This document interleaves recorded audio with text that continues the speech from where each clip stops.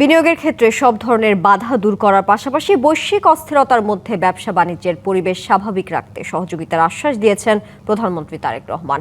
মধ্যপ্রাচ্যের সংকটের মধ্যে ব্যবসায়ীদের নিরবচ্ছিন্ন জ্বালানির নিশ্চয়তার দাবির পরিপ্রেক্ষিতে এমন আশ্বাস দেন সরকার প্রধান।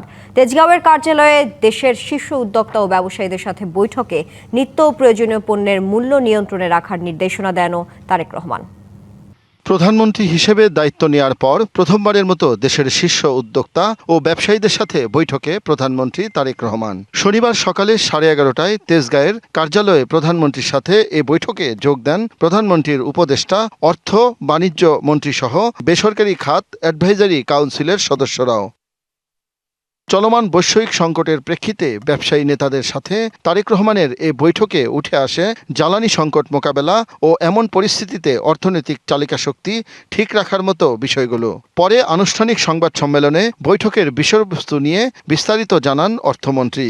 সিলভার টিপ কন্ট্যাক্টে তৈরি নিরাপদ ও নান্দনিক ক্লিক সুইচ নির্ভরতা জীবন জুড়ে।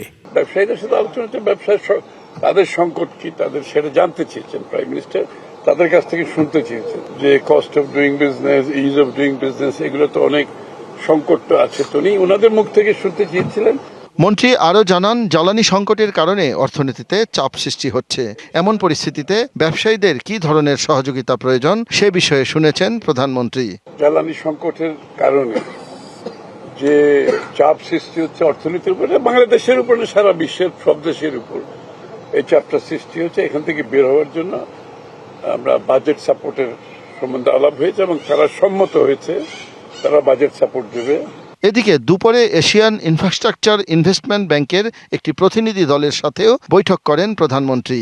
জলবায়ু ও পরিবেশ ইস্যুতে অর্থনৈতিক সহায়তা দিতে চেয়েছে সংস্থাটি। বাংলাদেশের আগামী দিনের উন্নয়নের বাজেটে আমরা কোথায় কোথায় এশিয়ান ইনভেস্টমেন্ট ইনফ্রাস্ট্রাকচার ব্যাংকের সাথে কাজ করব। আবহাওয়াজনিত যে প্রজেক্টগুলো আছে ক্লাইমেটের সাথে জড়িত, এগুলোতে তারা সহায়তা দেবে। এছাড়া অর্থমন্ত্রী আরও জানান, জ্বালানি ও বিদ্যুতের উপর চাপ কমাতে সৌর বিদ্যুতের ব্যবহার বাড়ানোর বিষয়েও আলোচনা হয়েছে বৈঠকে। বাজেট আসলে শাহ ইমন, ডিবিসি নিউজ, ঢাকা।